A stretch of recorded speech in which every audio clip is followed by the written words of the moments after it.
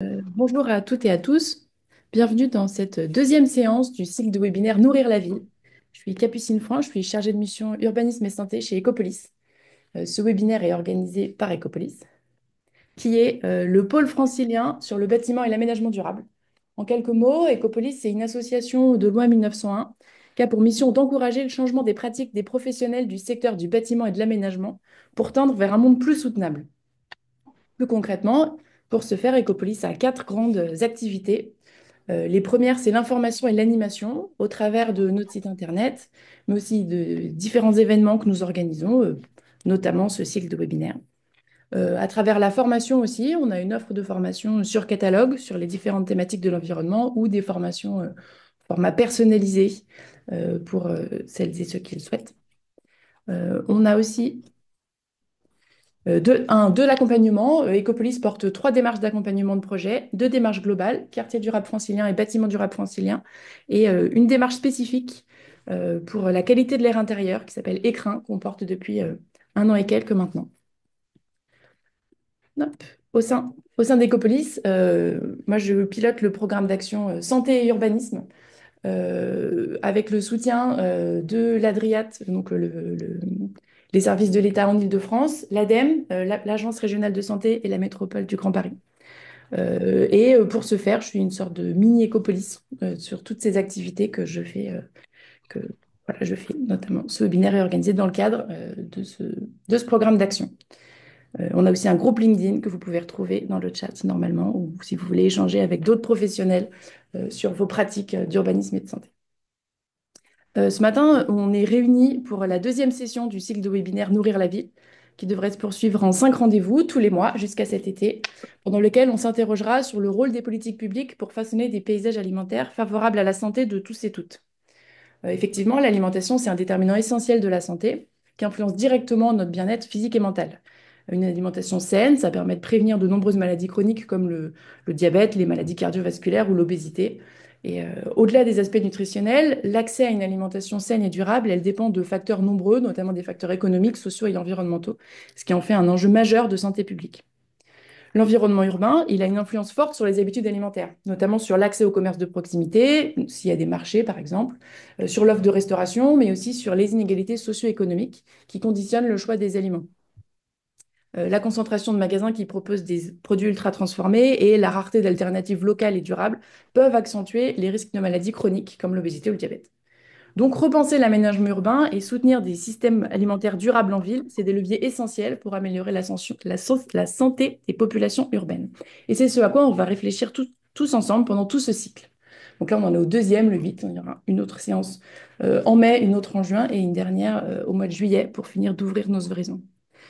Et donc ce matin, nous avons à nos côtés hop, Jeanne Cazobon, qui est chargée de mission au pôle offre alimentaire et nutrition à la DRIAF, Lorraine Collonges, chargée de mission agriculture et plan alimentaire métropolitain à la métropole du Grand Paris et sur le réseau des PAT franciliens.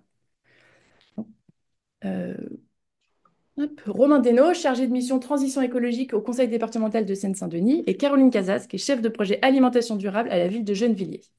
Donc, dans un premier temps, Jeanne nous fera un panorama du paysage global des PAT franciliens. Puis Lorraine présentera le plan alimentaire métropolitain de la MGP et le réseau francilien des PAT. Romain parlera du PAT de la Seine-Saint-Denis et Caroline nous parlera de suite de Gennevilliers. Vous voyez donc qu'on descend progressivement les échelles territoriales, de la région jusqu'à la commune, pour comprendre ce qu'est un PAT et comment ils peuvent se mettre en place. Il y aura un temps de questions-réponses prévu à la fin des interventions, donc n'hésitez pas à poser vos questions dans le chat tout au long du webinaire. Et sans plus attendre, Jeanne, je vous donne la parole pour lancer le webinaire. Merci beaucoup, Capucine. Bonjour à tous. Alors, je partage l'écran.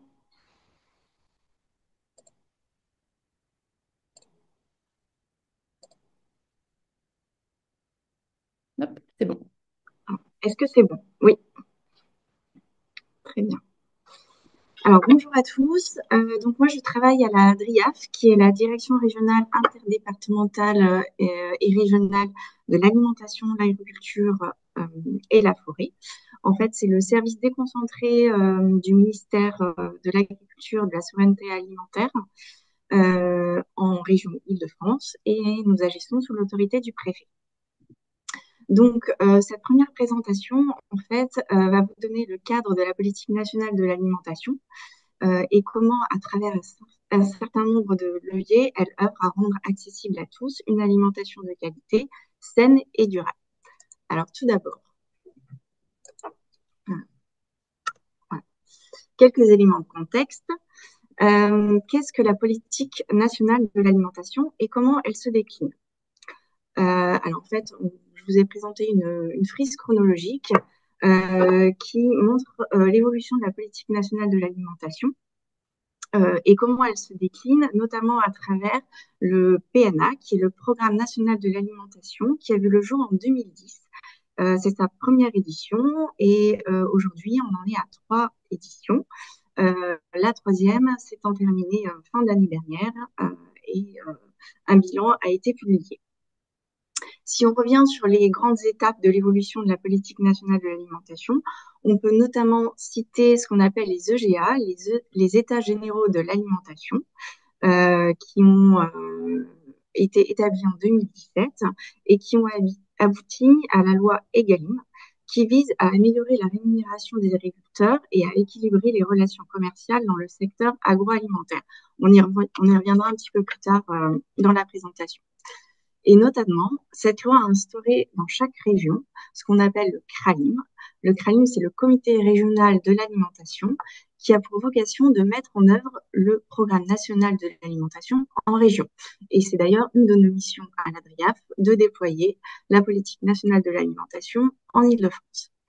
C'est un lieu de concertation et d'échange entre tous les acteurs, ce qui d'ailleurs m'amène à préciser que vous l'avez vu, la politique nationale évolue au fil des années avec différents programmes.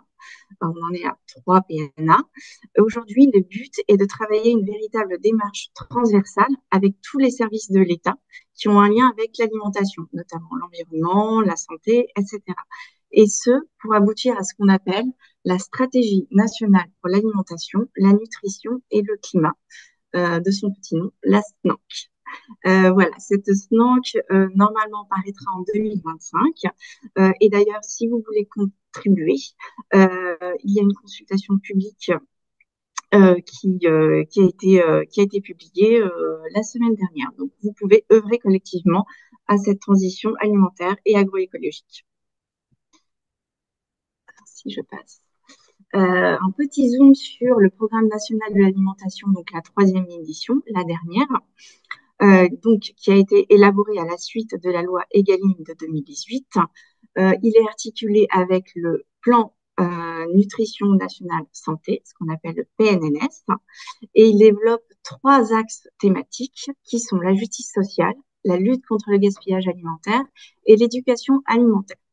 Alors, on œuvre et on agit sur ces 3 axes thématiques grâce à 2 leviers transversaux qui sont la restauration collective, notamment en lien avec les objectifs de la loi EGalim sur les approvisionnements, la lutte contre le gaspillage alimentaire et la substitution des plastiques. Alors, ce qu'il faut retenir, la grosse obligation et c'est sur les approvisionnements et l'idée d'atteindre 50% de produits durables, dont 25% de produits bio pour les approvisionnements en restauration collective. Ça, c'est la grande obligation de la loi EGalim. Le deuxième levier transversal est ce qu'on appelle les PAT, les projets alimentaires territoriaux, qui est un levier d'action dans la construction d'un environnement favorable à une alimentation saine et durable pour tous. Alors, si on fait un zoom sur les projets alimentaires territoriaux, qu'est-ce qu'un PAT? Alors, je vous fais grâce de la définition légale, mais en gros, ce qu'il faut retenir, c'est en 4 points.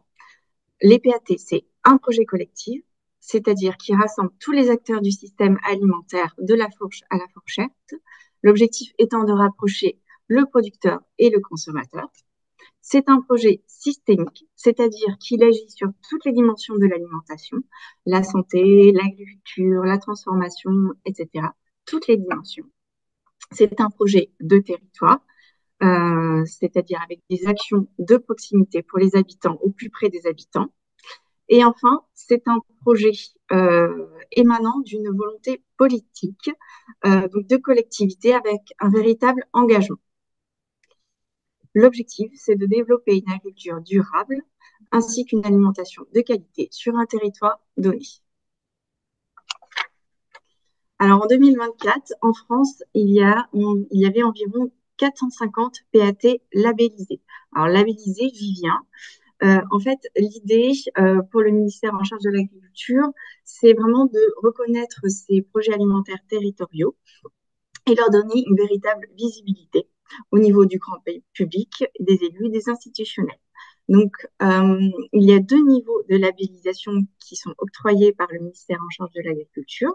Le premier niveau, ce sont pour les projets alimentaires de territoire émergents, c'est-à-dire qui sont à un niveau de diagnostic et de mise en place de la gouvernance. C'est valable 3 ans. Et le niveau 2, là où le PAT rentre vraiment dans une phase opérationnelle. Et ce niveau-là est valable pour 5 ans. Dans ce niveau 2, il faut que l'animation soit pérenne et que le projet soit vraiment dit systémique, c'est-à-dire qu'il rentre en lien avec toutes les thématiques qui vont être développées par la stratégie nationale alimentation, nutrition, climat, avec un certain nombre d'indicateurs. Alors, au niveau Île-de-France, si je dresse un paysage, le paysage francilien des PAT, nous, on a 12 PAT labellisés, 3 en niveau 1 et 9 en niveau 2. En fait, ces PAT, il y a eu une grande montée en puissance entre 2021 et 2025, c'est-à-dire qu'on nous sommes passés de 0 PAT à 12 PAT en environ 4 ans.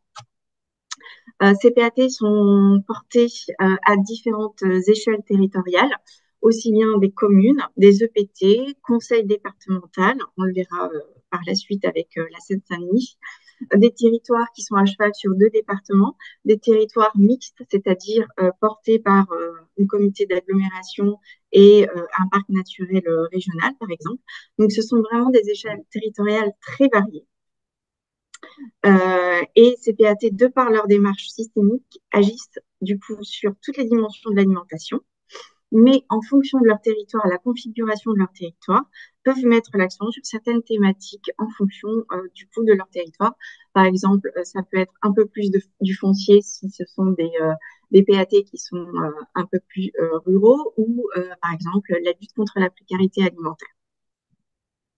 Mais l'idée, vraiment pour ces PAT, c'est vraiment de travailler ensemble en réseau pour mutualiser, capitaliser leurs actions. Donc ça, on le verra un petit peu plus tard avec la description du réseau francilien des PAT.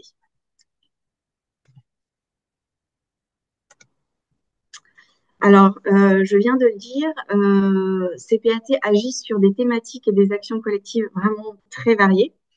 Dans l'objectif de développer des actions transversales et systémiques. Donc, les PAT engagent et initient des actions en lien avec les thématiques du coup de la stratégie nationale alimentation, nutrition, climat.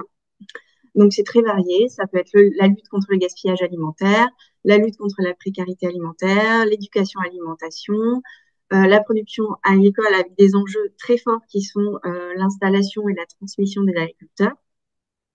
Et ça peut être évidemment du coup la santé. Là, je fais un petit focus puisque c'est un peu le sujet du jour. À travers quoi? Par exemple, les approvisionnements bio en restauration collective et le lien avec la loi Egalim. Du coup, l'obligation d'atteindre 50% de produits durables, dont 20% bio en restauration collective. La suppression des contenants plastiques. Et ça peut être également des actions un peu plus précises qui mettent un peu plus de lien entre différents schémas, par exemple le lien entre PAT et CLS, les contrats locaux de santé. Pardon. Donc vraiment pour aller dans la capitalisation et la mutualisation.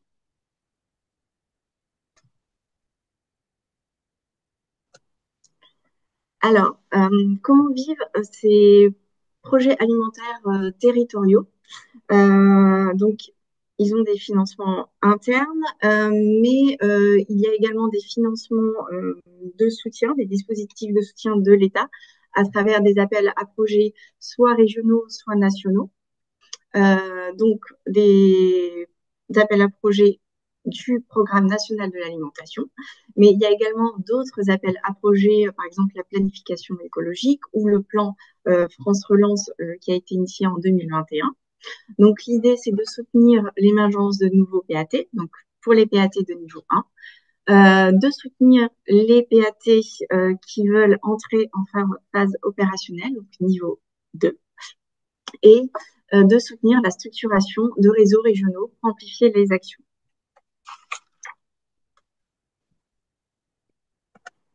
Alors, si on résume, un PAT, c'est un levier transversal pour une résilience alimentaire.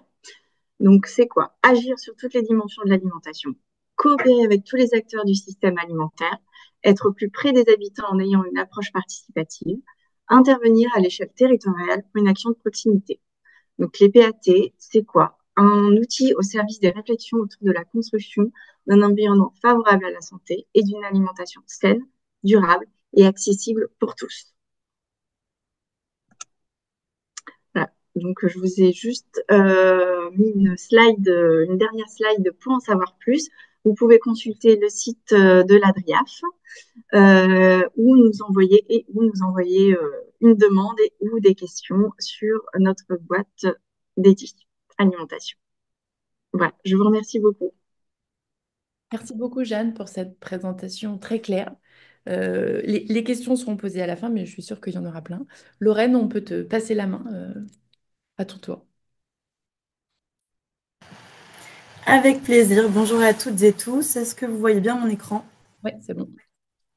D'accord, super. Alors, donc, enchantée.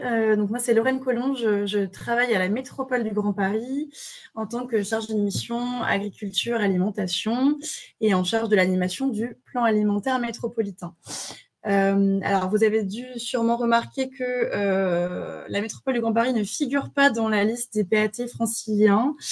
C'est normal, on est à un plan alimentaire un petit peu particulier et c'est justement ce que je vais vous présenter au fil de ma présentation.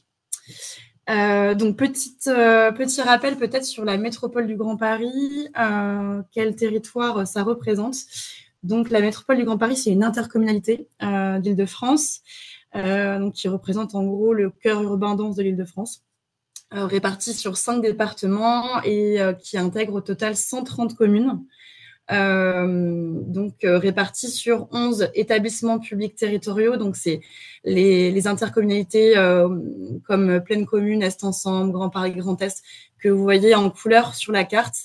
C'est la petite particularité francilienne, on a un double niveau d'intercommunalité.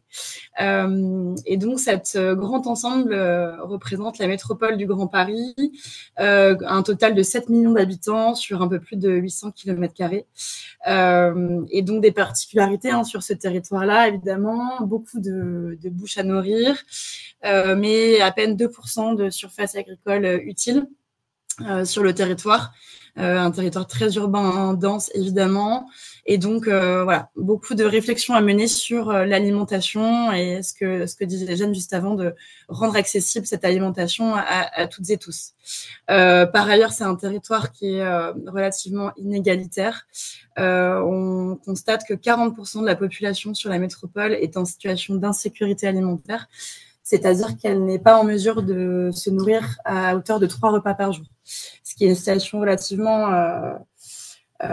problématique. Pour vous parler un petit peu du rôle qu'a la métropole en tant qu'intercommunalité, en tant que collectivité, globalement, nous, on a un rôle de coordination et d'accompagnement en priorité des villes, donc les centres en ville qui composent la métropole, puisque la métropole se définit comme la métropole des mers. L'idée étant donc d'outiller sur différentes thématiques liées à l'aménagement du territoire et à la transition écologique les villes qui la composent. Voilà pour le petit focus territoire d'où je parle. Et sur le plan alimentaire métropolitain, du coup, donc c'est notre stratégie à l'échelle de la métropole sur les sujets d'alimentation et d'agriculture. Donc, je vais vous parler rapidement de la posture, du positionnement général, on va dire, de cette stratégie. Et puis, je rentrerai un petit peu plus dans le détail de certaines actions qu'on peut mener et qui découlent directement de ce positionnement stratégique. Ce positionnement, du coup, on a commencé à le définir en 2021. Donc, on a commencé à s'emparer du sujet de l'alimentation un peu plus tard que d'autres collectivités. Mais finalement, on constate que voilà, c'est vraiment la marque de fabrique, on va dire, des PAT sur laquelle on s'est appuyé. Le premier fondement du plan alimentaire métropolitain, comme de tous les PAT, c'est la dimension partenariale du plan alimentaire métropolitain. On a un réseau de partenaires historiques sur lesquels on s'appuie pour mettre en place des actions, pour mener des études thématiques qui nous ont permis, dans un premier temps, de bien construire notre plan d'action et faire en sorte que ce soit bien en phase avec les objectifs et les besoins du territoire. Et c'est un réseau d'acteurs qui a vocation à s'enrichir avec le temps. C'est d'ailleurs pourquoi on s'est rapproché d'Ecopolis ces 2 dernières années pour ouvrir un peu plus de nouveaux axes sur le plan alimentaire. Donc ça, c'est une dimension assez forte du plan alimentaire et qui nous a permis donc de définir la gouvernance alimentaire dans un deuxième temps. Je passe rapidement là-dessus. Le deuxième fondement, c'est ce dont a parlé Jeanne juste avant, l'approche systémique. Donc, bien sûr, on est parti d'une analyse systémique du système alimentaire métropolitain. Donc, à la fois, on va dire en externe, entre guillemets, donc selon une approche qui va donc de la production à la distribution, en passant par la valorisation des biodéchets. L'idée étant qu'on a un diagnostic le plus complet possible de notre territoire, de son système alimentaire et des enjeux du coup qui en découlent en fonction des différents maillons de la chaîne alimentaire. Cette approche systémique, elle se traduit également en interne. On a pu mener un travail au sein de la métropole du Grand Paris qui a consisté à s'appuyer sur toutes les compétences, toutes les expertises ou tous les leviers en notre possession en tant qu'institution pour avancer de manière transversale sur la question de l'alimentation. Et donc, du point de vue de l'aménagement, par exemple, on peut largement s'appuyer sur le schéma de cohérence territoriale. Au niveau de l'environnement, on a bien sûr des compétences sur l'eau ou la prévention des inondations, sur le climat, par exemple, sur lesquelles on s'appuie largement, et sur notre compétence en matière de développement et d'aménagement économique, social et culturel. J'ai des collègues qui travaillent sur la logistique, sur l'économie circulaire, sur le commerce et l'offre alimentaire et qui sont très, très fortement impliqués dans la construction et la mise en œuvre de ce plan alimentaire. Donc, cette approche systémique, elle est vraiment, c'est vraiment un des fondements de notre plan alimentaire métropolitain. Et je terminerai donc par le troisième fondement qui est la gouvernance alimentaire. Et donc, qui est vraiment l'essence même de tous les PAT de manière générale et de notre plan alimentaire métropolitain en particulier, notamment parce que, comme je vous l'ai dit, on a une particularité qui est que au sein même de notre territoire que je vous ai présenté juste avant, on a une très, très grande diversité d'initiatives en matière d'agriculture et d'alimentation qui préexistaient en fait à notre plan alimentaire métropolitain, notamment 6 projets alimentaires territoriaux labellisés sur notre périmètre. Et bien sûr, 130 communes, on en avait 131 avant, donc 130 communes, 11 EPT, 5 syndicats, 5 départements, et une diversité d'acteurs de l'ESS, d'associations, évidemment, investis sur ces sujets-là. Donc déjà, au sein même de notre périmètre administratif, des sujets de gouvernance alimentaire qui se posent pour chercher les synergies, les coopérations territoriales. Et puis, bien sûr, on est un territoire, donc, comme je vous l'ai dit, qui est très, très peu agricole, mais très, très consommateur. Et donc, ça nous demande une approche multiscalaire, donc d'aller réfléchir aussi à l'échelle de l'Île-de-France et au-delà, donc du bassin de la Seine, voire à l'échelle nationale, pour réfléchir sur les thématiques des filières agricoles et des coopérations territoriales plus largement. Donc, cette approche en matière de gouvernance alimentaire, elle est vraiment centrale. Elle nous a permis d'identifier et les acteurs à associer à nos réflexions et les initiatives existantes sur lesquelles il fallait s'appuyer en tant que métropole pour avancer sur le plan alimentaire. Voilà donc pour les fondements de notre stratégie. Ces fondements, ils nous ont permis donc de définir un positionnement stratégique en 2024 qui s'est donc centré sur 3 axes stratégiques prioritaires. Donc la restauration collective et l'accessibilité de l'offre alimentaire sur le périmètre de la métropole. Deuxièmement, la résilience alimentaire et l'adaptation au changement climatique. Et troisièmement, la question des coopérations territoriales et de la gouvernance qui, comme vous voyez, est vraiment centrale dans nos réflexions. Voilà pour les 3 grands axes stratégiques. Je ne reviendrai pas dans le détail de toutes nos actions. Au total, on a 14 objectifs et 27 actions. Je ne vais pas rentrer dans le détail de toutes les actions. Je vais faire un focus donc, sur 2 des axes que je viens de vous présenter et 4 actions qu'on a pu déjà initier depuis 2023.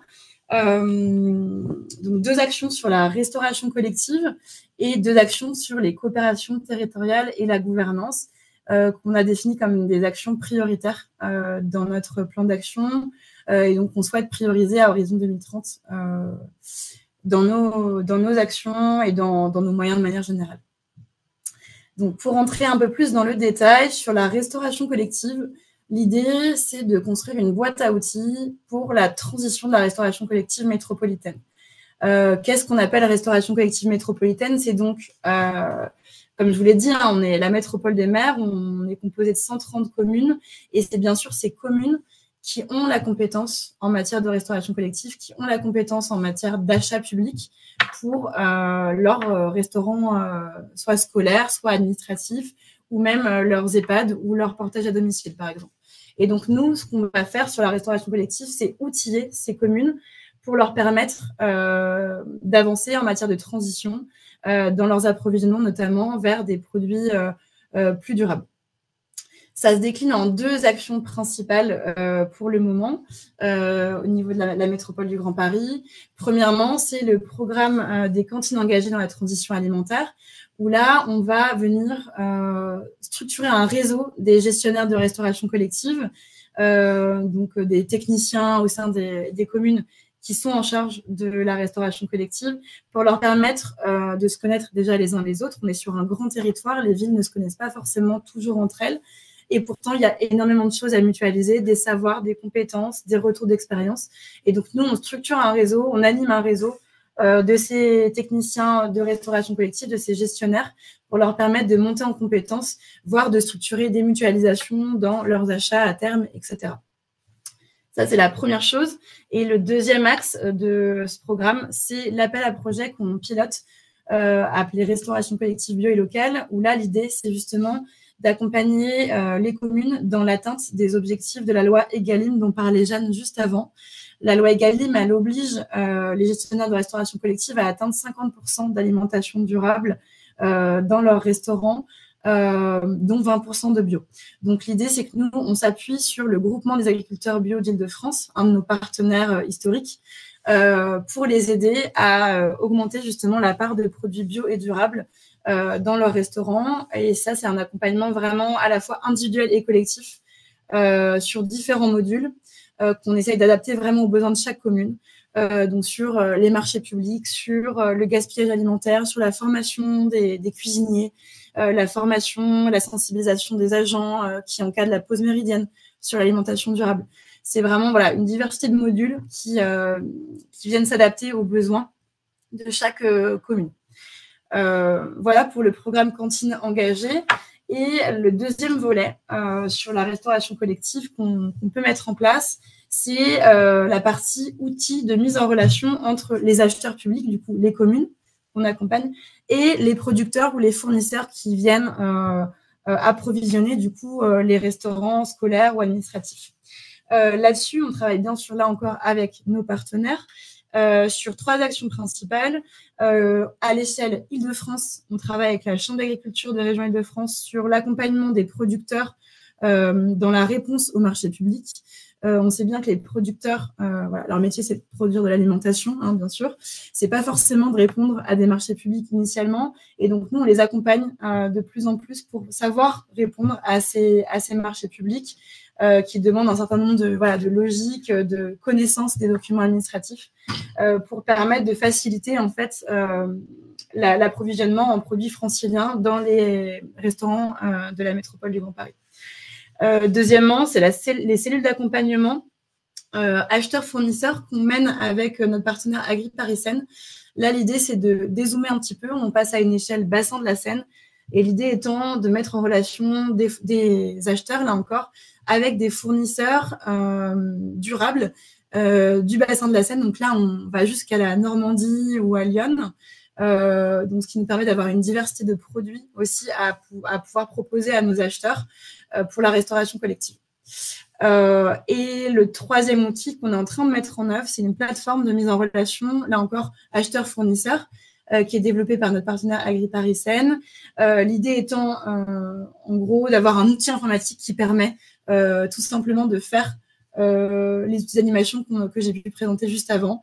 Donc, ce sera une plateforme en ligne qui permettra pour des producteurs d'avoir une visibilité sur les besoins, en gros, de la restauration collective métropolitaine et vice-versa pour les acheteurs de la métropole du Grand Paris, avoir une connaissance de la diversité des produits qui sont cultivés sur le bassin de la Seine et donc une possibilité pour eux de construire leur marché public et leur plan de menu en fonction de cette liste de produits qui sont disponibles à proximité. Voilà pour les outils en matière de restauration collective. Donc, bien sûr, on a d'autres propositions d'action, mais qu'on n'a pas pu encore lancer. Là, c'est vraiment le cœur de notre actualité sur la restauration collective et ce qu'on essaie de mettre en place pour les communes. Deuxième volet que je voulais présenter, c'était le volet justement gouvernance alimentaire. Donc, j'ai beaucoup insisté là-dessus au démarrage et ça fait le lien avec ce que Jeanne présentait tout à l'heure. L'idée étant que la métropole, hein, comme je vous l'ai dit, c'est en elle-même un réseau de collectivités. Quand on a démarré sur le plan alimentaire métropolitain, on avait déjà un certain nombre de communes engagées sur l'alimentation. On avait déjà 6 projets alimentaires territoriaux labellisés. Et donc, on n'a pas souhaité se positionner comme un PAT en tant que tel, même si on en a un petit peu toutes les caractéristiques. On est sur une échelle assez vaste. Et donc, on a proposé de se positionner plutôt en réseau de PAT pour permettre d'avoir une animation inter-PAT au sein de notre territoire et au sein même de l'Île-de-France. Donc, on a lancé le projet de réseau francilien des PAT dans le cadre du Programme national d'alimentation 3 que présentait Jeanne tout à l'heure. Et c'est un projet qu'on mène en partenariat avec la Chambre d'agriculture de région Île-de-France qui, elle, accompagne les PAT plutôt à l'échelle francilienne, là où la métropole accompagne les PAT plutôt métropolitains. Donc, vous retrouvez la petite carte que Jeanne présentait tout à l'heure. On a 12 PAT labellisés à l'échelle de l'Île-de-France et 6 sur la métropole du Grand Paris. Et ce qu'on met en place dans le cadre de ce réseau, c'est donc une animation, l'animation d'une gouvernance inter-PAT francilien pour que des territoires limitrophes puissent se connaître, bien connaître les plans d'action des uns et des autres et aller chercher de plus en plus les mutualisations entre eux, puisque on est quand même sur des projets qui ont des objectifs relativement similaires ou des complémentarités à aller chercher entre l'urbain et le rural, par exemple. Et donc, ce qu'on met en place depuis 2023, c'est par exemple des cafés des PAT tous les 2 mois pour qu'on puisse s'échanger les uns les autres nos actualités, nos événements et nos priorités sur l'année. On organise également des ateliers thématiques, des visites de terrain et des temps d'interconnaissance, on va dire tous les 2-3 mois pour qu'il y ait une montée en compétences collectives et des temps de rencontre entre les PAT et les acteurs du territoire. Montrer aussi des initiatives inspirantes sur le territoire. Troisièmement, on met en place un guichet unique pour faciliter les liens entre PAT et partenaires. On sait que les partenaires sont très sollicités sur le territoire et on a une multiplication, on va dire, des initiatives en matière d'alimentation. Donc, l'idée, c'est qu'on vienne structurer un peu cet ensemble et qu'on propose des complémentarités et des mutualisations aussi sur les sollicitations qui peuvent être faites. Et enfin, on accompagne l'émergence de coopération et mutualisation, du coup, entre les PAT, notamment sur les questions des filières, par exemple, ou sur les questions d'ingénierie, le suivi d'évaluation, par exemple, ce genre de choses. Et les financements, bien sûr, qui sont le nerf de la guerre. Donc, l'idée est que la métropole anime un petit peu, enfin, en tout cas, contribue à l'animation de ce réseau des PAT à l'échelle francilienne. Sur la question des coopérations territoriales, pour terminer, on est également investi dans un programme de réciprocité urbain-rural, cette fois-ci à une échelle plutôt bassin de la Seine. L'idée, c'est qu'on a vraiment cette complémentarité entre les échelles au sein de la métropole et de notre gouvernance alimentaire. L'idée, là, est de s'appuyer notamment sur un projet qui s'appelle AgriParisSen, qui est une association qui a été créée en 2023, au départ à l'initiative de la ville de Paris et qui réunit les collectivités que vous voyez s'afficher à l'écran. qui sont donc les membres fondateurs de cette association. L'idée étant de structurer des filières durables sur le bassin de la Seine, en créant justement et en matérialisant cette complémentarité entre territoires urbains et territoires ruraux, entre consommateurs et producteurs et entre acheteurs et fournisseurs. Voilà un petit peu la complémentarité que j'évoquais plutôt sur la restauration collective. Plus largement, l'idée étant de faire réseau dans le cadre du plan alimentaire un petit peu à toutes les échelles, comme j'ai pu vous l'indiquer. On a d'autres projets qui sont en train d'émerger sur de la coopération urbaine-rurale, notamment avec un territoire du Châtillonnais sur des questions de ressources en eau. Voilà sur les coopérations et la gouvernance. Plus largement, donc vous voyez le plan alimentaire dans sa globalité, c'est un document qui est accessible si besoin, je peux l'envoyer sur demande avec grand plaisir. Et puis voilà, j'espère avoir été claire et disponible pour répondre aux questions si vous le souhaitez. Parfait, merci Lorraine. C'était très riche et très clair. Il y a plein de questions dans le chat, mais on les gardera pour la fin. Romain, c'est ton tour de présenter. Bonjour à tous, partager. Est-ce que c'est bon? Ouais, ah, on voit le mode présentateur. Mais c'est pas très grave, peut-être. Lettre. Voilà, attends, je repartage. Hop, est-ce que c'est mieux? Oui, là c'est bon, c'est le mode de Lorraine. Bonjour à toutes et à tous, je suis Romain Desnos, je suis chargé de mission transition écologique au sein du conseil départemental de la Seine-Saint-Denis, et notamment copilote du plan alimentaire territorial du conseil départemental de la Seine-Saint-Denis. Hop, vous voulez commencer par vous parler un petit peu de la Seine-Saint-Denis avant de venir parler du PAT en tant que tel. Revenir sur des petites spécificités géographiques. Donc, on est à la fois un territoire pas si grand, mais très peuplé avec 1,6 million d'habitants, donc avec environ 7000 habitants à personne par kilomètre carré. On est le département de France métropolitaine le plus pauvre, avec un taux de pauvreté de presque 28%, qui est pas loin d'être le double de la moyenne régionale. On est aussi un département avec une population très jeune, près d'un tiers des habitants de la Seine-Saint-Denis à moins de 20 ans, et avec une richesse de personnes de nationalité étrangère très, très importante, avec presque un quart de nos habitants. On a aussi des spécificités en termes de santé, où voilà, on a un taux d'obésité qui est ouais, presque à 20% aujourd'hui, donc au-dessus de l'échelle nationale. Ce taux d'obésité est aussi important à souligner parce maintenant, voilà, on se rend de plus en plus compte que les personnes en situation de précarité, et notamment de précarité alimentaire, sont les personnes les plus à risque sur ces enjeux d'obésité, qui ont tout un champ de conséquences sur la santé. Sur notre territoire, on s'est rendu compte qu'il y avait une explosion de la précarité alimentaire, et notamment depuis la période de Covid, qui posait des questions sur comment est-ce que les gens arrivent à manger suffisamment, et surtout sur la question de la diversification de leur alimentation. Et qu'il y a aussi un accès restreint à l'alimentation des produits durables et de qualité, un accès restreint d'ordre géographique. En Seine-Saint-Denis, il y a certaines zones dans lesquelles vous ne pouvez pas faire vos courses parce qu'il n'y a pas d'offre économique présente sur une partie du territoire, ou alors une boulangerie ou une épicerie de produits secs. En tout cas, pas d'espace où acheter pardon, des fruits, légumes et légumes frais. On est aussi un département très fortement urbanisé. Quasiment l'entièreté de notre territoire est urbanisé. Il reste un peu plus de 500 hectares agricoles sur notre territoire, ce qui a notamment des impacts sur la construction de notre PAT. Mais par contre, on a une richesse autour de l'agriculture urbaine, que ce soit autant sur la quantité que sur la diversité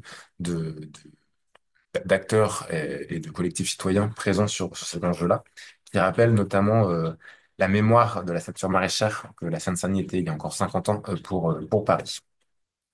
Tout petit contexte administratif, et là pour faire aussi un peu le lien avec ce qui a été dit précédemment. Donc la Seine-Saint-Denis se trouve sur la région au sein de la région Île-de-France, au sein de la métropole du Grand Paris. Puis il y a notre niveau à nous. On a 4 établissements publics territoriaux sur notre territoire, qui sont les EPCI ailleurs en France.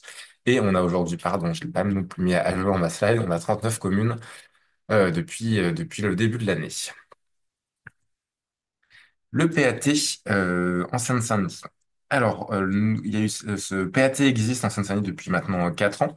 Et c'était une volonté politique suite aux 2 premiers confinements.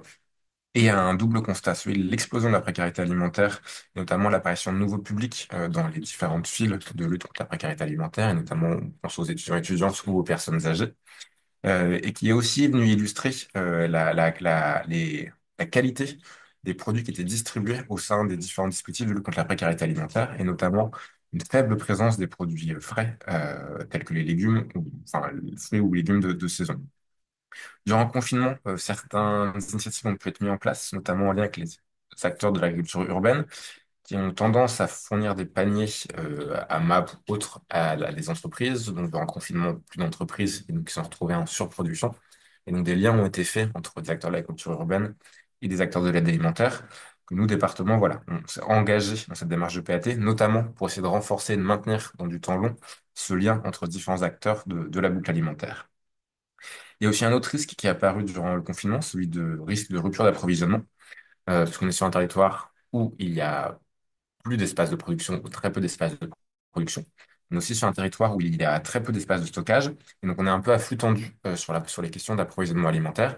Et donc, dans des périodes telles que le Covid, où les flux se raréfient, se pose la question de comment est-ce qu'on arrive à s'assurer qu'on ne tombe pas dans une rupture d'approvisionnement alimentaire pour nos habitants et habitantes. Et aussi, durant le Covid, il y a des initiatives citoyennes qui ont émergé pour de solidarité, pas que autour de l'alimentation, mais aussi autour de l'alimentation, sur l'aide à aller faire les courses, sur le partage de plats cuisinés ou autres qui ont pu être mis en place sur notre territoire. Et donc, le département cherche aussi à essayer d'entretenir ce type d'initiative en étant bien conscient que nous, pouvoirs publics, nous n'aurons pas les capacités de faire face à toutes les problématiques. Et comment est-ce qu'on arrive à se positionner pour accompagner et faciliter les différentes structures du territoire à pouvoir faire face aux crises. Donc, ce que je vous disais, on est un PAT un petit peu différent des 450 au niveau national, mais assez similaire au PAT présent sur la métropole du Grand Paris, pour 3 raisons. On est sur un territoire quasiment totalement urbanisé, donc on n'est pas sur cette logique de production locale, consommation locale, parce qu'on n'a plus de production locale et qu'on ne va pas raser des immeubles pour replanter des champs. On a un conseil départemental, ce qui est aussi assez rare dans les porteurs de PAT, ce qui fait que le cœur de nos actions est avant tout tourné autour des questions du social, et notamment de lutte contre la précarité alimentaire. Et on a un PAT porté par une délégation à la transition écologique et à la résilience, donc sur un volet aussi fort autour des questions d'alimentation et de transition écologique. Sur cette slide, vous voyez aussi notre grande méthodologie, avec cet objectif de venir développer enfin, de rendre accessible à toutes et à toutes une alimentation de qualité et durable sur notre territoire, qui passe par 2 volets. L'exemplarité, comment est-ce que nous, départements qui portons déjà différents sujets sur l'alimentation, on arrive à être exemplaires dans nos politiques publiques. Par exemple, au sein du département, on gère 130 collèges, on gère 47 crèches. Donc, comment est-ce que sur le volet restauration collective, on arrive à être exemplaire? Comment est-ce qu'on a aussi des grands parcs? Comment est-ce qu'on arrive à faire re-rentrer l'alimentation dans nos parcs départementaux, par exemple? Comment est-ce qu'on arrive à sensibiliser nos usagers et usagères? Ça peut passer par la mise en place de projets tels que l'Ado Academy, qui consiste en la formation d'élèves de 5e dans nos collèges sur le volet sensibilisation au bien manger et une montée en compétences sur des domaines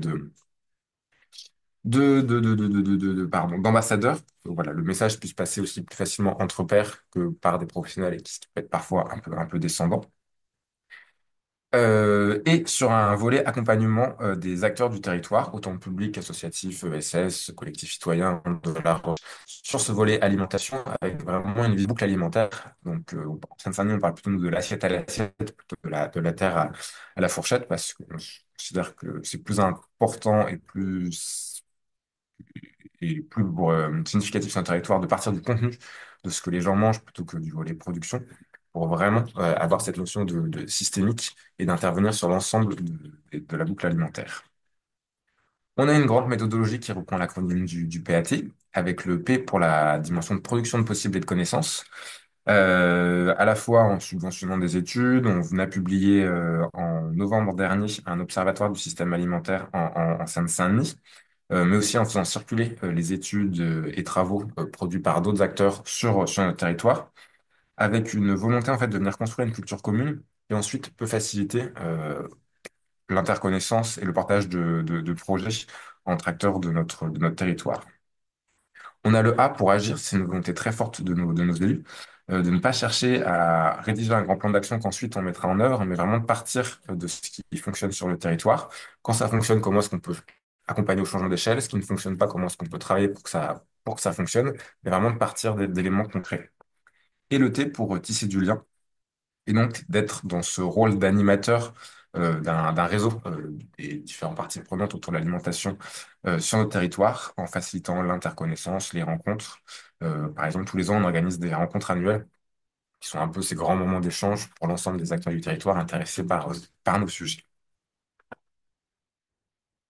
Un petit point gouvernance. Donc, on a tendance à se présenter comme le PAT de la Seine-Saint-Denis et pas du conseil départemental de la Seine-Saint-Denis, ce qui peut paraître comme une petite nuance, mais pour nous qui est importante dans cette dimension à venir inclure l'ensemble des acteurs de notre territoire dans notre démarche, parce est bien conscient que si on va avoir un impact sur l'ensemble du boucle alimentaire, on ne peut pas juste, nous, conseil départemental, avoir cet impact-là. On est obligé de travailler avec d'autres acteurs pour intervenir. Souvent, l'exemple le plus fréquent qu'on utilise, c'est celui de la restauration collective, où voilà, les communes s'occupe des écoles primaires, nous, département des collèges et la région des lycées, alors que globalement, c'est quand même la même activité. Donc, comment est-ce qu'on arrive à travailler ensemble pour que ce qui soit mis en place sur notre territoire puisse bénéficier à toutes et à tous? Voilà, cette volonté d'inclure l'ensemble des acteurs du territoire prend différentes formes. Déjà dans les invités et dans les membres de notre comité de pilotage, on retrouve les différents niveaux de collectivité, voilà, notamment la métropole du Grand Paris, mais aussi la DRAF qui est présente dans notre comité de pilotage. On a aussi 7 grands chantiers qu'on essaie de faire copiloter en se disant toujours par un duo d'acteurs. Un service technique du département, ce que je mets à la technologie service technique, c'est les services qui portent les projets. Par exemple, on a un service sur la restauration de nos collèges. Avec cette logique, il faut réussir à impliquer ces services dès le début de l'évolution des politiques publiques qu'on souhaite porter pour que ça puisse rentrer dans du droit commun, que ce soit pas nous, délégation, qui venons développer des projets et ensuite essayons de l'imposer aux autres services du département et en duo avec avec un acteur, pardon, externe au département. Aujourd'hui, sur nos 7 chantiers déjà lancés, 4 sont copilotés par un des établissements publics territoriaux de notre territoire. Et on essaye voilà, vraiment de maintenir cette dynamique, de faire que l'ensemble des acteurs du territoire arrivent à se retrouver dans la transversalité et dans la démarche qu'on met en place dans le cadre de notre plan alimentaire territorial. Je vous parlais de 7 grands chantiers, qui sont les grandes thématiques sur lesquelles aujourd'hui on avance. Je vous en ai rajouté un 8e qui se voit visuellement très fort, parce que c'est moi qui l'ai fait, sur lequel on est en train de travailler depuis quelques mois, et donc qui est en train de s'ajouter à nos 7 principaux, à nos 7 chantiers qui sont là depuis le début. Pour nous, des chantiers, c'est ces espaces d'interaction et d'échange entre acteurs du territoire sur des axes thématiques avec plusieurs objectifs. Un, déjà, de se rencontrer et de savoir ce qui est fait sur ces thématiques-là à l'échelle de notre territoire. Et deuxièmement, de faire émerger des idées d'expérimentation qu'ensuite, nous, départements, essayons de mettre en place. Et je viendrai juste après, je vous ferai un petit zoom sur le chantier aide alimentaire et expérimentation qui en découle. Un peu comme Lorraine, je vais faire un tout petit appui sur la dimension partenariale, qui est pour nous aussi très importante. Comme ce que je vous disais sur la partie gouvernance, voilà, on a besoin de travailler tous ensemble pour réussir à avoir un impact global sur les systèmes alimentaires. On a aussi, ce que je vous disais, donc un territoire très peu producteur, donc on est obligé, mais ça peut aussi être vu comme une chance, d'aller travailler avec d'autres acteurs où là, il y a des capacités de production plus fortes pour réussir à nous garantir une accessibilité à une alimentation le plus locale, durable possible, notamment le fait qu'on ait intégré avec la métropole du Grand Paris Agri-Paris Seine et sa déclinaison Seine nourricière sur vraiment la question de la logistique fluviale sur le même territoire autour de l'axe Seine. On fait donc partie du réseau des PAT d'Île-de-France. On est aussi adhérent à un réseau national 1 plus bio depuis 3 ans maintenant. Et on est de plus en plus sollicité, notamment sur la question de lutte contre la précarité alimentaire, sur différents partenariats. Si vous voulez, en ce moment, il y a une série de webinaires. Il y a enfin déjà deux webinaires qui sont tenus, il en reste encore trois d'ici l'été, co-organisés par Action contre la faim, l'ANSA, qui est l'Agence Nouvelle et Solidarité Active, le CNFPT, et donc nous, sur les questions de précarité alimentaire en Île-de-France. Donc deux sont déjà tenus, mais il y a les replays, et trois seront à venir d'ici fin juin. Et je voulais terminer avec un petit zoom sur notre chantier aide alimentaire. Donc ce chantier aide alimentaire, qui est vraiment cet espace qu'on essaie d'inter-échange entre les différents acteurs de l'alimentation durable, nous a permis de faire émerger différentes thématiques sur lesquelles on vient travailler, ou en tout cas on vient faciliter le dialogue pour les questions d'aide alimentaire et sur lesquelles on se dit qu'il y a des marges de progrès intéressantes, notamment sur les questions de mutualisation et de logistique, qui sont un gros frein, enfin, qui prennent beaucoup de temps aux acteurs de la lutte contre la précarité alimentaire et sur lesquels on se dit qu'il y aurait des choses à faire évoluer. Ce qui a notamment permis l'année dernière qu'au côté département, dans le cadre des pactes des solidarités, on a publié un appel à projet pour les acteurs de la lutte contre la précarité alimentaire sur ces questions de logistique, voilà, de 450 000 euros. Dans le cadre de ce chantier, il y a aussi un projet qui est ressorti, celui d'une expérimentation de chèque alimentation durable, une carte alimentation durable, enfin voilà, un peu cette grande thématique qui, depuis le post-Covid, est présente un peu partout, notamment aussi en lien avec les différents projets de sécurité sociale de l'alimentation. C'est un projet qu'on comporte avec Action contre la faim, qui est en œuvre maintenant depuis fin 2023 et jusqu'à la fin de cette année. Dans le cadre du PAT, ce qui a aussi été évoqué par Lorraine, il y a toujours l'enjeu des financements.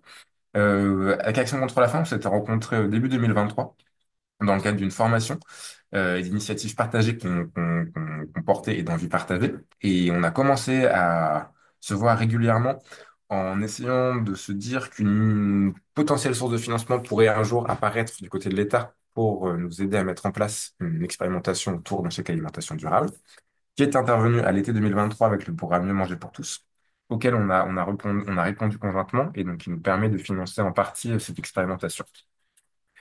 Il s'agit d'un dispositif de lutte contre la précarité alimentaire qu'on vient de développer, déployer à l'échelle de 4 communes, Montreuil, Sevran, Villetaneuse et Clichy-sous-Bois, l'une après l'autre, durant 6 mois, qui travaillent autour de deux gros volets.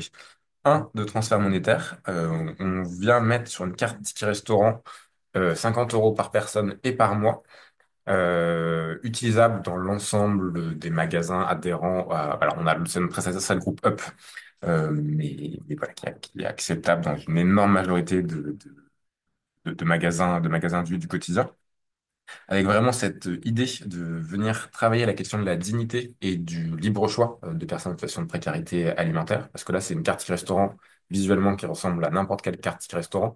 Donc, quand les gens vont faire leurs courses, il n'y a pas ce sentiment de stigmatisation que certains dispositifs peuvent entraîner sur ces dispositifs de lutte contre la précarité alimentaire, plus un système de bonification qui a été pensé comme de l'incitation à la découverte de nouveaux produits ou de nouveaux espaces, qui peut aller jusqu'à 50% des dépenses effectuées, donc jusqu'à 25 euros par personne et par mois. Dans deux cas, on a dressé une liste de magasins durables. Donc, si vous allez faire vos courses dans ces magasins durables, vous achetez de manière très simpliste. Vous allez à Biocoop, vous achetez 10 euros de produits alimentaires, 5 euros est recrédité sur votre carte. Mais comme on est en Seine-Saint-Denis, ce que je vous disais tout à l'heure, on a certains endroits où il n'y a pas d'offres alimentaires durables comme ce qu'on pourrait entendre. On vient aussi bonifier l'achat de fruits et légumes frais.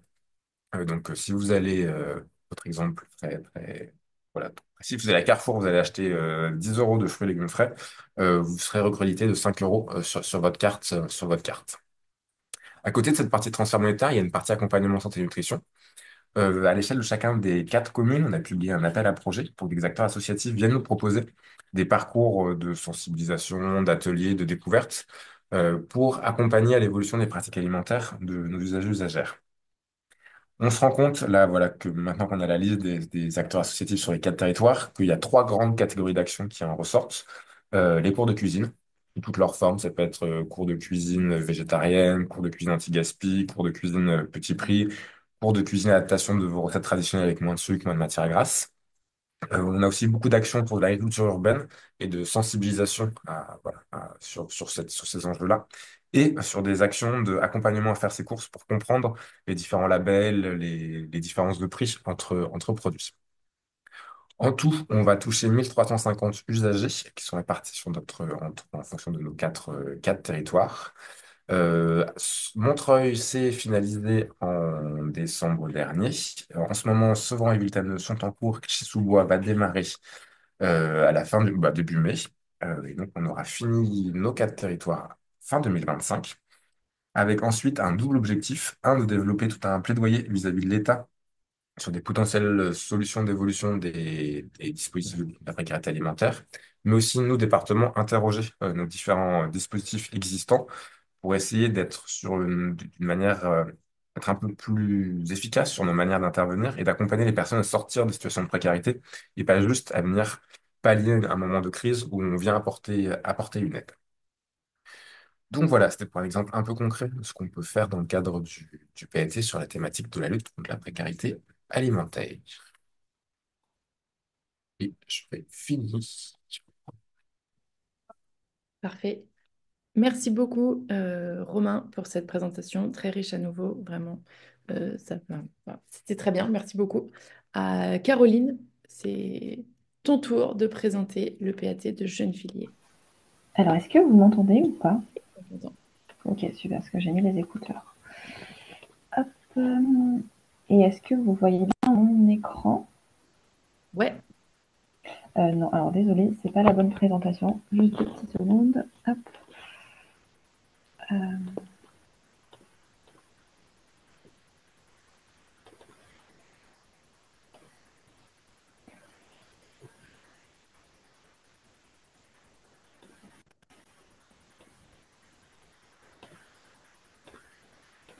Voilà, est-ce que là c'est bon? Non. Regardez, mon PowerPoint? Non. Non.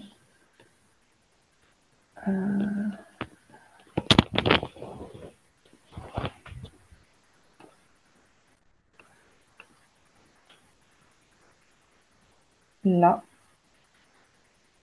Ah ouais. Je vois quelque chose. Pas encore en diaporama. Pas encore dans le diaporama. Et là comme ça. Non, c'est pareil. Désolée. Hop. Pas de problème. Euh, Les aléas du direct.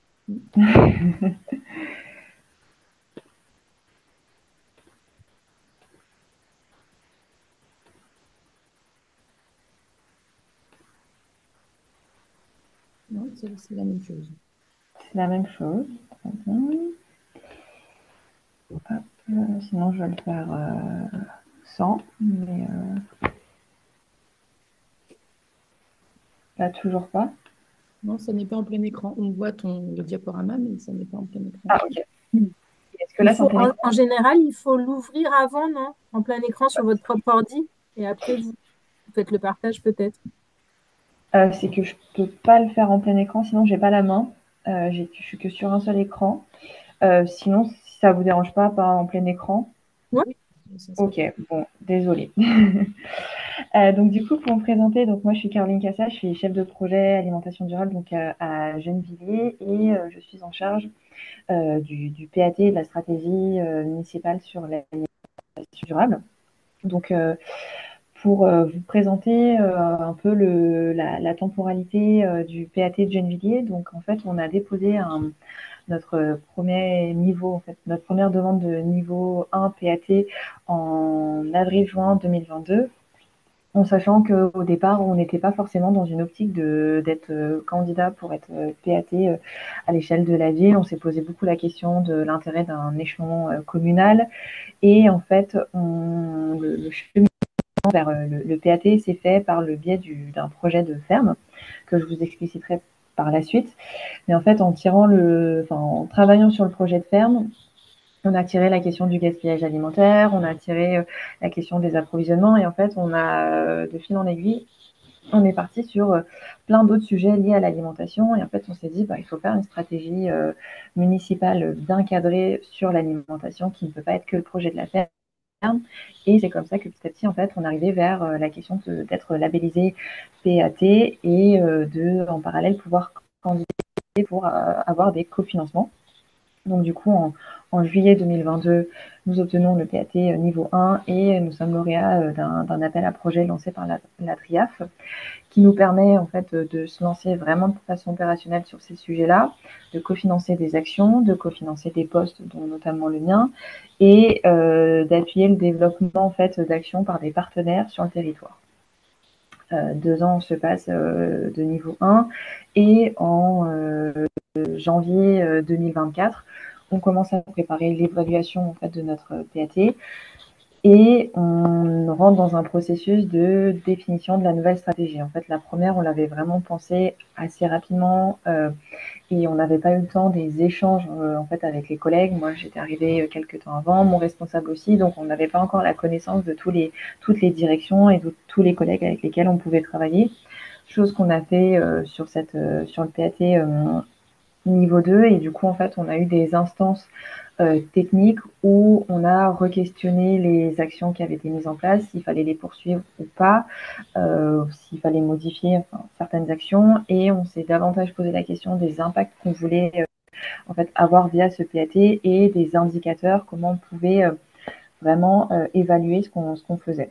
Donc ensuite, on a candidaté pour le niveau 2 et en parallèle pour un nouvel appel à projet. Et du coup, nous voilà lancés dans l'aventure du PAT niveau 2 à partir de septembre 2024. Donc du coup, rapidement, je ne vais pas faire tout le plan d'action, mais on a organisé le PAT en 4 axes de travail. Donc le premier, bon, il n'y a pas d'ordre, tous sont aussi importants les uns que les autres, mais le premier dont je peux vous parler, c'est celui par lequel on est arrivé au PAT, qui est avec le projet de la ferme. Donc on a appelé maintien et développement de l'agriculture française ou francilienne. Et donc là, il y a le projet de ferme où l'idée, ce serait d'installer un ou des agriculteurs sur un terrain qu'on est en train d'identifier et de pouvoir que la production, en fait, une partie de la production puisse aller vers la restauration collective. Donc ça, c'est le premier axe. Le deuxième axe, c'est celui de la santé alimentaire et la justice alimentaire sociale. Donc c'est celui de la précarité alimentaire. Donc là, on y met des actions que je vais développer un peu plus précisément par la suite. Le troisième axe sur lequel on travaille, c'est celui de la sensibilisation. Donc, à la fois la formation et la montée en compétences des collègues qui sont en relais, en fait, auprès des habitants et en même temps la sensibilisation à la fois des agents, mais des habitants, en sachant que la moitié de nos agents sont aussi des habitants. Et enfin, non, j'ai alterné, excusez-moi. Et du coup, la préservation de l'environnement. Donc, dedans, on y met à la fois la question du gaspillage alimentaire et la question de l'agriculture urbaine qu'on a distingué en fait par rapport au premier axe, où là, on est plutôt sur un aspect social de reconnexion entre voisins, plus que d'un côté productif. Et il n'y a pas d'économie en fait derrière. Et du coup, désolée, j'ai inversé les deux.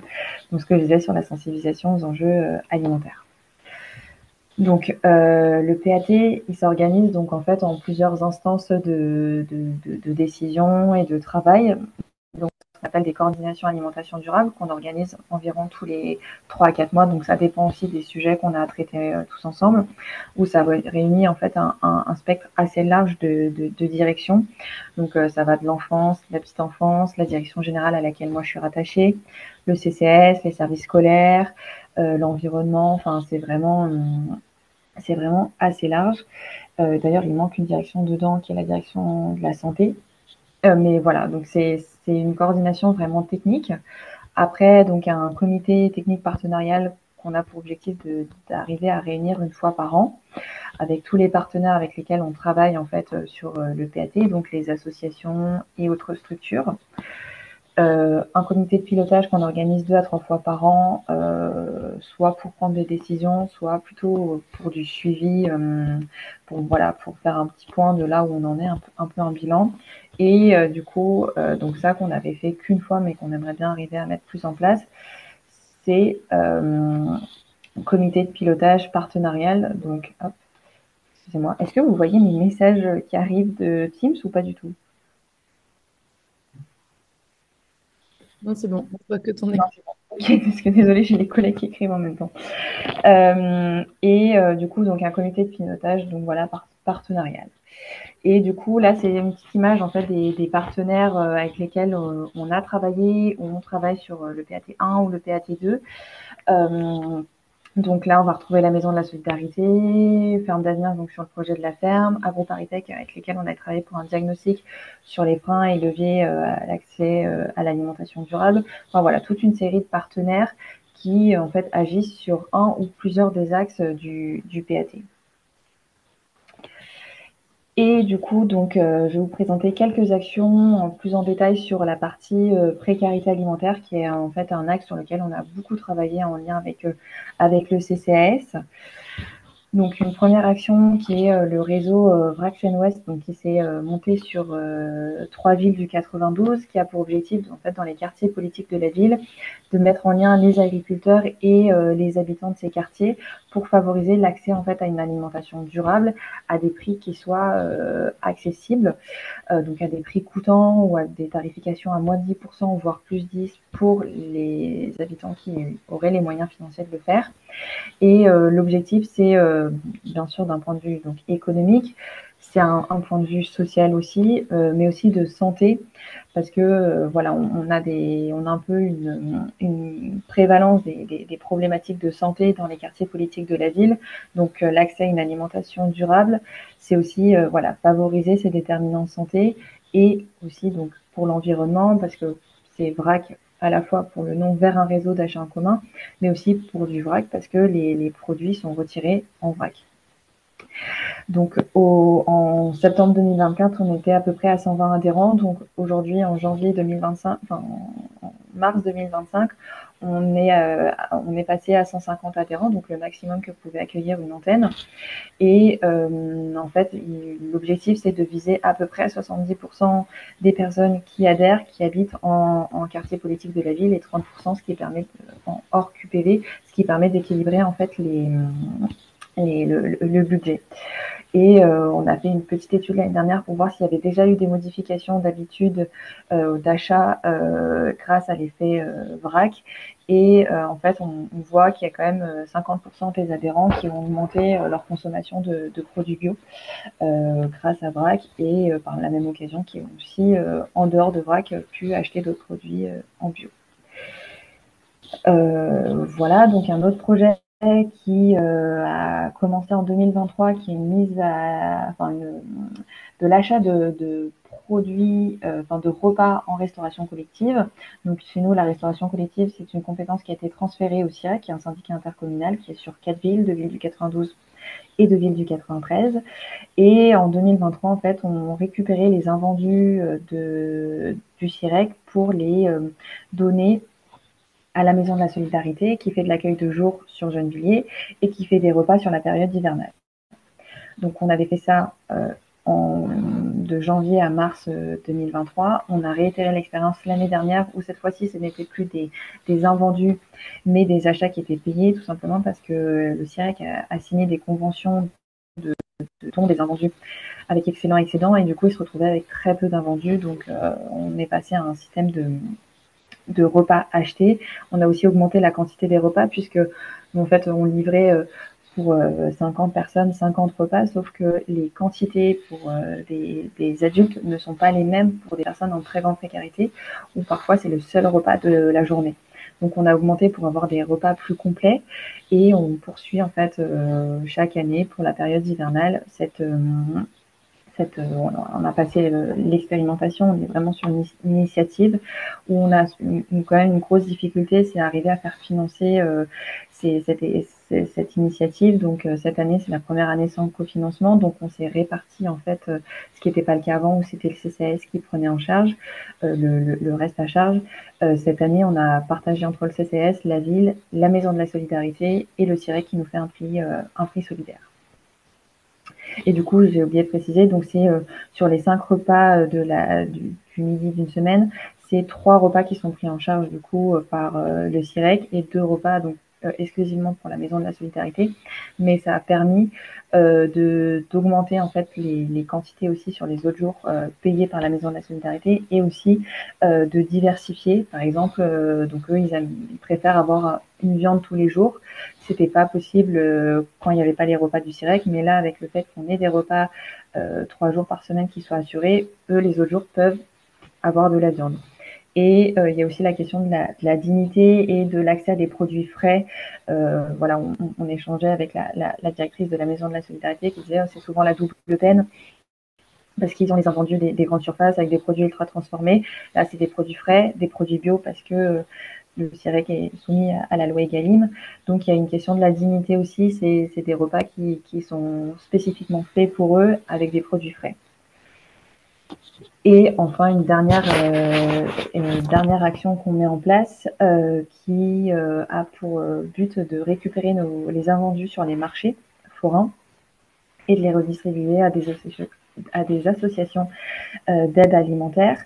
Donc, on a expérimenté ça sur l'année 2023 sur 2 marchés. On a réduit à un marché pour des questions de coût, tout simplement, en 2024 et on continue cette année donc à récupérer sur un marché et du coup récupération qui va en alternance sur les Restos du Cœur et sur une association locale qui s'appelle l'Entraide et Bienfaisance. Et on a alors je sais plus, j'ai plus les chiffres, mais je crois que c'est à peu près 2 tonnes qui ont été collectées l'année dernière, qui a permis de redistribuer plus de 1000 repas en fait en équivalent repas auprès des associations d'aide alimentaire et de créer un poste en fait en insertion. Voilà. Merci pour votre écoute. Parfait, merci beaucoup Caroline. Il nous reste un petit quart d'heure pour, pour, je vous remets pour revenir aux questions des participants et participantes. Hop, tac, voilà. Alors, du coup, je vous ai égaré en vos participants, c'est bon. Alors, on avait, du coup, je vais lire les questions qui ont été posées dans le chat. Si d'aventure vous avez des compléments et que c'est vous qui avez posé la question, n'hésitez pas à allumer vos micros et à prendre la parole. Donc, on avait Loïc Lanetta qui demandait si la qualité de l'eau est dans le périmètre des PAT et de la stratégie alimentaire. Il me semble que Romain, tu l'as évoqué un petit peu, peut-être la disponibilité de l'eau. Est-ce que quelqu'un peut réagir là-dessus? Peut-être Jeanne. Oui, tout à fait. La préservation de la ressource en eau fait partie du périmètre des PAT. Voilà, en lien avec la thématique de production agricole, on travaille en partenariat avec l'Agence de l'eau. Voilà, donc oui, c'est bien évidemment un enjeu primordial. Bien. Alors Loïc demandait ensuite votre avis sur le SNANC. Je pense que c'est une question, je pense qu'on a des avis, mais que c'est une question politique à laquelle on ne répondra pas cette fois-ci. Désolé Loïc, peut-être une autre fois. Ensuite, il y avait, ça je crois que Lorraine, tu as répondu dans le chat, des questions sur si la métropole travaille avec les départements et les régions pour les collèges et les lycées, et si la métropole cherche à sensibiliser les communes qui ne sont pas moteurs. Je crois que Lorraine, tu as déjà répondu en longueur. En longueur, pas du tout. Très bien, tu as déjà très bien répondu. Hop. Ensuite, Lorraine Arès demandait aussi pour la Seine-Saint-Denis, il y a quatre actions qui ont été mentionnées, il n'y en a que 3 qui ont été énoncées, la cuisine, l'agriculture et l'accompagnement. C'était quoi la quatrième, Romain? On a 7 chantiers, soit on a 3 axes méthodologiques, Mhm. ou à quel moment j'aurais dit 4? Bon, sinon, Pardon. je pense que... Pardon, non, je pense que c'est parce que les 3 actions, c'est que non, il y a 4 communes, je pense que c'est en lien avec Vitalim. Il y a 4 communes Donc, on a publié 4 appels à projets et là, les listes cours de cuisine, agriculture urbaine, accompagnement à faire ses courses, donc un peu sensibilisation, compréhension, c'est la typologie des projets qu'on a reçus dans le cadre de ces appels à projets.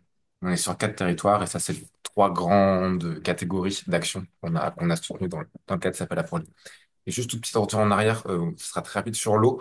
On a évoqué avec Lorraine plusieurs fois Gris Paris Seine. Parmi les 7 membres fondateurs, il y a Haute-Paris. Donc, c'est pas un PAT, mais en tout cas, voilà, les acteurs publics qui se posent la question sur les questions d'alimentation durable, on travaille voilà, avec des acteurs de préservation de l'eau. Très bien, merci pour cette précision. Ensuite, on avait Monique Bappel qui disait qu'en Seine-et-Marne, il y a du maraîchage avec de la cueillette sur site.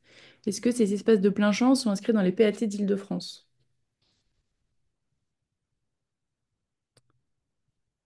C'est l'une d'entre eux. Alors là, malheureusement, je ne pourrais pas répondre. Je ne connais pas toutes les actions de tous les PAT. Tout dépend, enfin, si l'exploitation se trouve sur le territoire d'un PAT, oui, certainement. Mais là, je pourrais pas vous répondre, voilà, j'ai pas cette précision. Désolée. Mais je reste à disposition, voilà, vous pouvez nous envoyer la question via notre boîte alimentation, il n'y a aucun problème. Merci. En fait, oui, tout dépend de s'il y a un PAT qui couvre ce territoire-là ou pas. Parce que toute la Seine-et-Marne n'est pas couverte par des PAT. C'est la première chose. Et puis, par ailleurs, s'il y a des espaces agricoles de ce type-là, en général, ils sont bien identifiés dans le cadre des PAT. Après, ça dépend. Est-ce qu'il y a des actions qui sont mises en place à proprement parler ou pas? Voilà. Ça dépend aussi du plan d'action de chaque PAT. Parfait. Merci Lorraine. La question suivante a été posée par Valérie Hellman qui aurait souhaité demander à chaque intervenante s'il y a des projets où la région, la MGP, le département euh, voilà, ont acheté, ou acheté ou protégé des terres agricoles pour produire bio, alimenter les cantines publiques locales, lutter contre la précarité alimentaire localement. C'est une excellente question que nous nous poserons dans le prochain webinaire sur les fermes municipales. Je pense donc, si vous voulez donner quelques éléments, vous pouvez les donner là, mais sinon, Valérie, vous pourrez vous connecter la prochaine fois. Ça sera a priori le 15 mai. Je pense qu'on aura plus d'éléments de réponse à ce moment-là.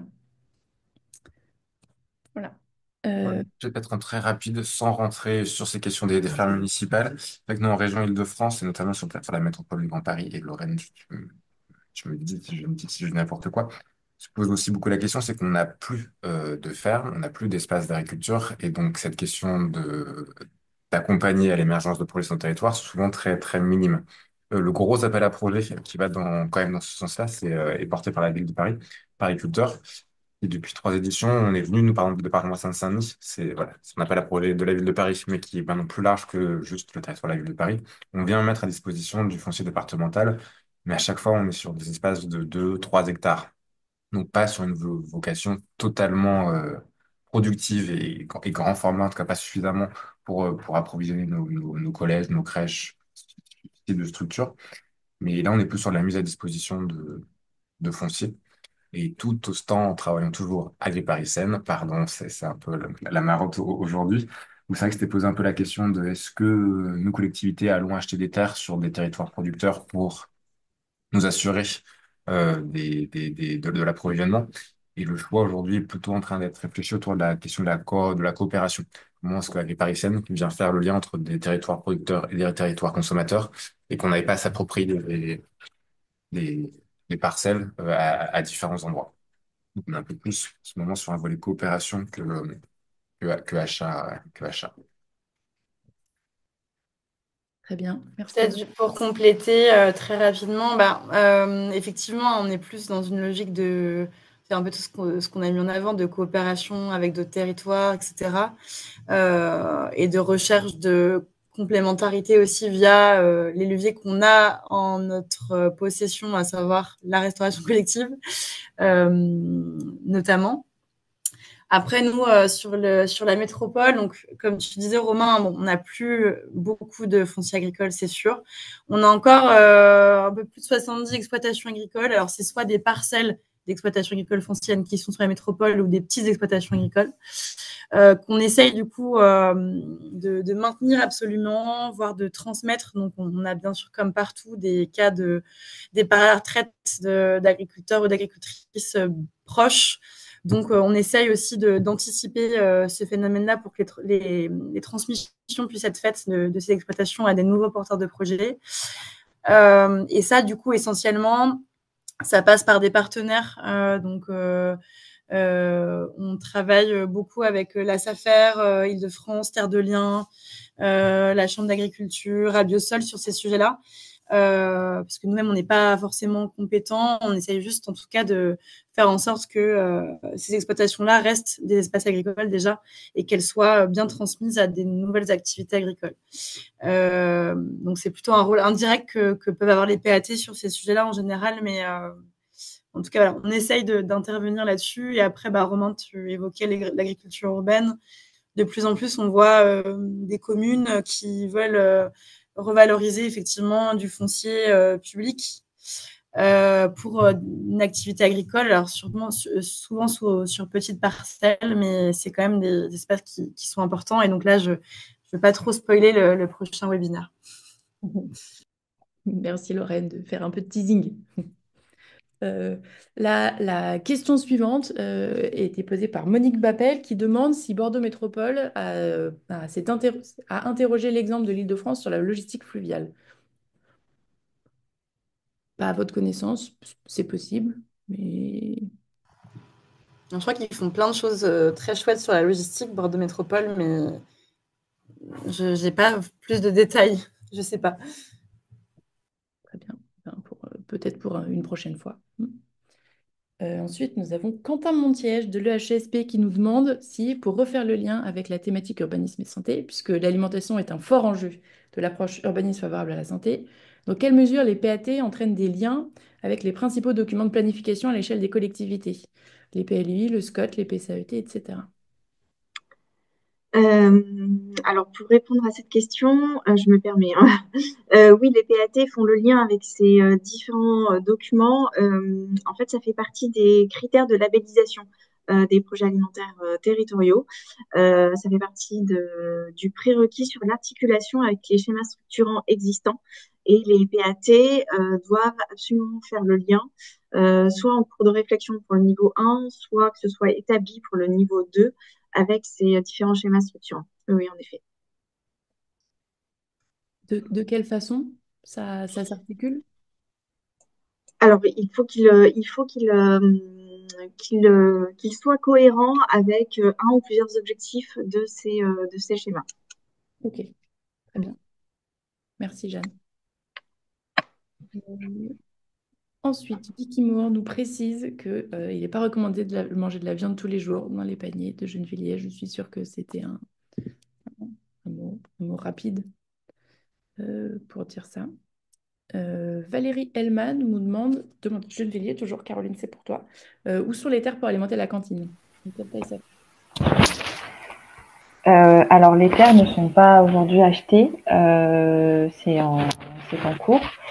Ça permettra de répondre à la question qui était posée tout à l'heure aussi. C'est un chemin qui est assez long, la mise en place d'un projet agricole, surtout quand on ne choisit pas le modèle d'une régie. Donc, mais on pourra en parler au prochain webinaire, mais voilà, c'est pas si simple. Et du coup, aujourd'hui, les terres qui nous intéressent sont positionnées dans le 77 à Argentière. Voilà. Et la surface, c'est 36 hectares. Ok, très bien, merci. De toute façon, je pense qu'on aura l'occasion d'en reparler la prochaine fois. Loïc Lanita répondait à Valérie pour lui dire que Haute-Paris contractualise avec des agriculteurs sur ces champs captants. Alors, je ne sais pas exactement ce que ça veut dire. Oui, c'est sur la qualité de l'eau, bien sûr. Ok. Vicky Moore demandait si un PAT peut sanctuariser de manière durable les parcelles agricoles existantes. Alors, Loïc lui répondait que c'était le rôle des PLUI, mais peut-être que vous avez des compléments sur cette... pas tellement, pas assez... Oui, c'est une question comme ça, Ouais. la dernière fois. Peut-être parler d'un outil qui a été mis en place par le conseil départemental du Val-de-Marne, donc, qui est sur le périmètre de la métropole et avec lesquels on travaille aussi. Ça s'appelle le périmètre de protection des espaces agricoles et naturels périurbains, le PPEANP. Et c'est un outil qui vise à sanctuariser justement les espaces naturels et agricoles selon un périmètre qui est défini sur la base d'une concertation avec les acteurs du territoire. Et c'est un outil qui est bien plus protecteur que les PLUI. Les PLUI, en fait, des municipalités, par exemple, ou des intercos peuvent décider de changer le zonage. Là où PPNP, en fait, c'est un outil qui est défini. Enfin, une fois que le périmètre est défini par la collectivité, c'est soumis à décret de l'État qui doit valider. Et une fois que c'est validé, ça ne peut plus être rompu, sauf décret interministériel. Enfin voilà, c'est très très compliqué en tout cas de le remettre en question. Donc le Val-de-Marne est en train de mettre en place ce périmètre de protection sur une partie du plateau Briard. Donc c'est une des principales zones agricoles de la métropole du Grand Paris. Donc on suit ça de très près. Ok. Bien, super intéressant comme outil. Très bien, on y reste une dernière question avant de nous quitter. C'est Iman Kamel qui nous disait que la loi climat et résilience, notamment avec la mise en place de la artificialisation nette, et demande si ça aura un impact sur les PAT en matière d'approvisionnement en terres agricoles. Alors, pour cette question, j'ai pas trop de précision à apporter. Simplement le fait que tout ce qui est plan d'aménagement, les documents de référence sont le PLUI, le SCOT, etc. Et que, comme on l'a évoqué, les PAT doivent être cohérents avec ces objectifs. Après, voilà, je suis désolée, j'ai pas plus de précision là-dessus. Non, mais c'est très... En fait, comme en plus, zéro artificialisation nette, c'est un petit peu passé de mode avec le changement de gouvernement. Là, on ne sait pas trop ce que ça va devenir. On va bien voir ce que ça donnera. Très bien. Eh ben, merci beaucoup pour votre participation. Avant de vous laisser partir, je vous rappelle que la prochaine session devrait avoir lieu le 15 mai et elle portera sur les fermes municipales et les questions du foncier qui, je vois, vous ont beaucoup intéressés. Donc, n'hésitez pas à participer à cette session-là. Ce webinaire sera rediffusé dans les prochains jours sur le site d'Ecopolis, on vous l'enverra. Voilà, merci à toutes et à tous pour votre écoute enthousiaste. Merci à nos intervenants, intervenantes et à ma collègue Camille qui a agi dans l'ombre pour vous faire rentrer et envoyer les messages dans le chat. On a parlé d'alimentation, justement, c'est l'heure du déjeuner. Donc à bientôt et voilà, merci beaucoup.